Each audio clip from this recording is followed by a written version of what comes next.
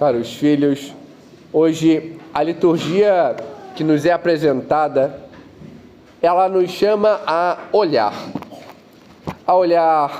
a Deus e a nós. Quando observamos toda a Sagrada Escritura, vemos que toda ela tem este movimento: olhar para Deus e para nós. Olhar ao Senhor que vem, ao Senhor que nos toca, ao Senhor que nos chama, e a nós, diante da nossa condição e o como estamos indo, respondendo e correspondendo a Ele. Mas de modo particular, em meio a este Evangelho, a esta liturgia, vemos isso de modo mais claro. Porque o Senhor vem, isso é um fato, e vemos que Ele vem a nós. Vemos na primeira leitura este expressar que Ele vem a nós. É Ele a palavra a qual o Pai envia para que possa nos anunciar, para que possa semear em nós, pois é Ele o semeador. Ele sempre vem e vem a todos. Vemos isso quando vemos aonde o Senhor semeia, em todo tipo de terreno. E quem é o terreno? Nós. E por vezes, nós temos que olhar para nós para saber e reconhecer que tipo de terreno nós somos e que tipo de terreno temos sido. Porque às vezes nós reclamamos muito, mas Deus continua vindo, continua fazendo, e nós por vezes ignorando. É só olhar. Olhamos o primeiro tipo de terreno, o primeiro modo como está o nosso coração, às vezes como a beira do caminho. Bom, para entendermos esse terreno é fácil. Pega o carro, anda 5 minutos em São Pedro, para a região da parte mais interior, e todo mundo entende como é que está. Uma terra abatida, empedrecida, endurecida, que não deixa penetrar nada, nem mesmo a água. É só ver o que a chuva faz. É assim que o Senhor descreve este primeiro terreno. Um terreno pisado, endurecido, fechado. E por que está assim? Pela vaidade. Por voltar-se para si próprio. Por se colocar sobre a sua própria vontade. Não permite que Deus entre, que Deus toque, que Deus mude. É assim que estavam, por exemplo, os judeus. Nós já sabemos como é que é isso, eu já conheço tal coisa. Assim eram os fariseus, os saduceus, as autoridades. Uma terra pisada, na qual o Senhor não conseguia tocar. Eles ouviam, mas sem atenção, e por isso não escutavam. Eles viam, mas sem atenção, e por isso não observavam de fato. E assim não conseguiam entender. Sem atenção ao qual o Senhor nos chamava, porque não queriam mudar, não queriam ser diferentes. E por isso, ali a palavra não faz nada, porque não penetra, porque não consegue brotar ou fazer nada. Serve apenas de alimento para os animais. Fica só ao Deus dará. Outro é o terreno pedregoso. Tem entre as pedras um cadinho de terra. Ali dá para começar alguma coisa mais... Bom, imagina São Pedro no verão. É desse jeito. Queima logo. Não chega muito longe porque não tem raízes, não tem profundidade. É aquela pessoa que vai na missa, mas só para bater cartão, porque não tem atenção. Não quer mudar, não quer ouvir. É aquela pessoa que faz um retiro, fica animado, entusiasmado, mas... na semana seguinte volta tudo a mesma coisa. Vai no circo de Jericó, faz isso, faz aquilo, é só de momento. Não tem constância, não tem querer. É sufocado pelas pedras. Ali começa a crescer, floresce um pouquinho, mas seca. Tem aqueles que são um terreno onde tem muitos espinhos, onde tem muitos vícios, pecados, erros, onde tem mais amizades, onde tem inúmeras feridas que não deixam tocar e curar. E ali, diante do falar, se empolgam, começam, vão crescendo, mas vem aquele pecado, vem aquele vício, vem aquela ferida que começa a latejar, vem aquele mau amigo que busca para outro caminho, e aí sufoca. Não tem raízes, não fica grande, não dá fruto. E tem a terra boa. E qual a grande diferença da terra boa para todas as outras? Podemos dizer, é adubada, tem isso, tem aquilo, é favorável às coisas. A diferença da terra boa para todas as outras é o querer, é o ouvir, é o se deixar conduzir. Porque por vezes a terra boa já foi uma terra de caminho, pisada, mas que ela resolveu parar e prestar atenção e se deixou arar. Já foi uma terra cheia de pedras, mas se deixou limpar. Já foi uma terra cheia de espinhos, de dores, de tristezas, de pecados, de vícios, mas se deixou cuidar. E por isso é boa.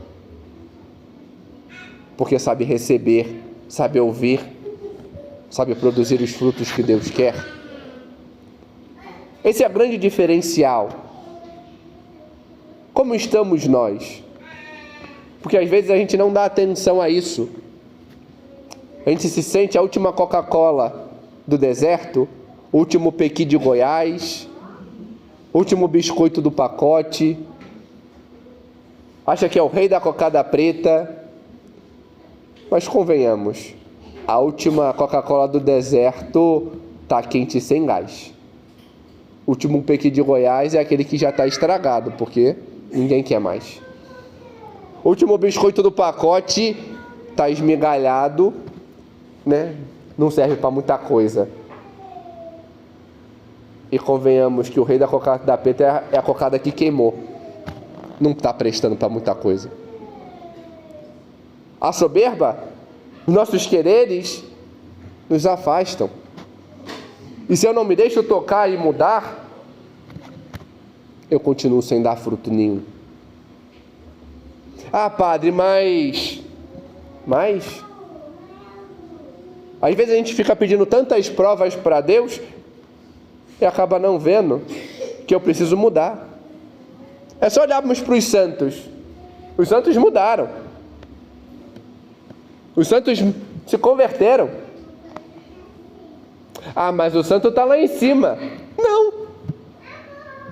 Está lá em cima porque é modelo. Não porque é inalcançável. E que já foram muitas vezes terra batida, socada, surrada, cheia de pedras e espinhos. Um exemplo, Santo Agostinho. Nossa, padre, mas Santo Agostinho foi bispo, fez isso, teve aquilo, teve tudo isso. Mas antes, era um terreno extremamente pisado pela sua soberba.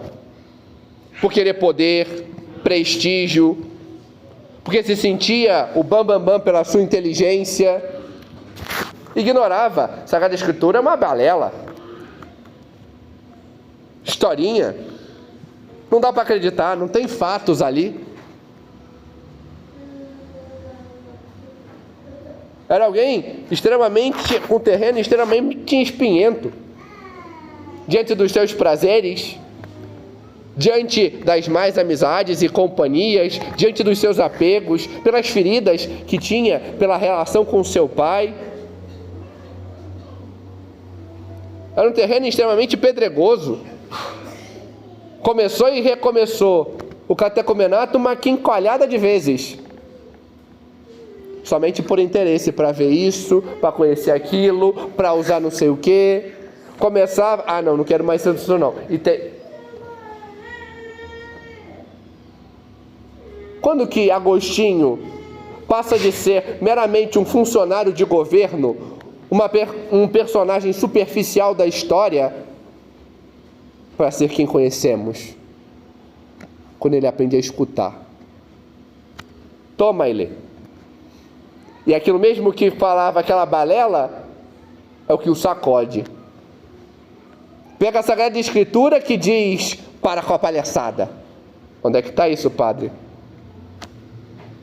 Quando olha a carta de São Paulo e fala, está na hora de parar com as orgias, as bebedeiras, e aprender a se converter. Ali ele para.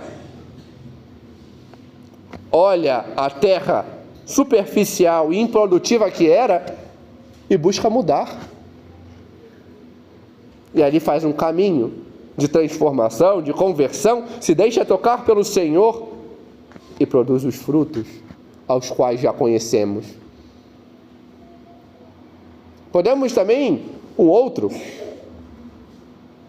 inclusive, eu soube que ia vir para cá foi no final da manhã, tá? Não faço de caso pensado homilia, mas Santo Francisco. São Francisco também era uma estrada pisada, cheia de espinhos. Na tradução da nossa linguagem popular hoje, era um filhinho de papai que só queria as boas mazelas e os prazeres. Desdenhava dos outros. Engraçado que o próprio mendigo ao qual tanto ignorou, olha para ele agora e vê a presença do próprio Deus. E diante do chacoalhar do Senhor, quando aprende a ouvir, muda.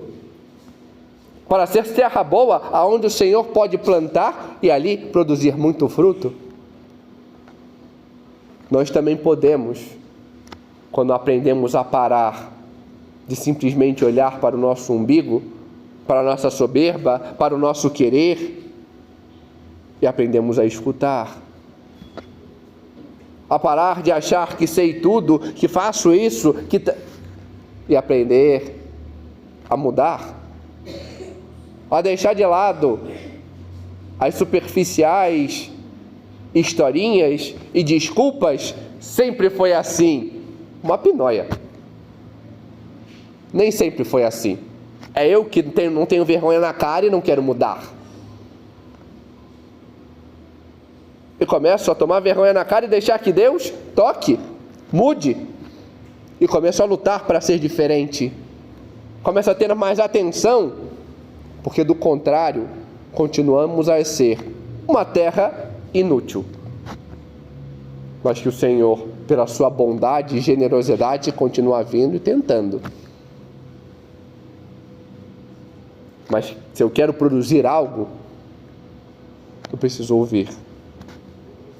E parar de ser meramente pisado pela minha soberba, empedrecido pelos meus quereres, espinhento pelas minhas feridas e pelos meus vícios e prazeres, para ser aquilo que Deus quer e produzir os frutos que Ele deseja.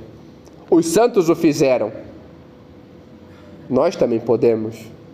A Virgem Santíssima nunca teve sua terra pisada ou cheia de pedras ou espinhenta, porque sempre buscou fazer a vontade de Deus e quis que nela, em tudo, se cumprisse a palavra, que aprendamos com ela, para que a palavra verdadeiramente em nós possa dar os frutos.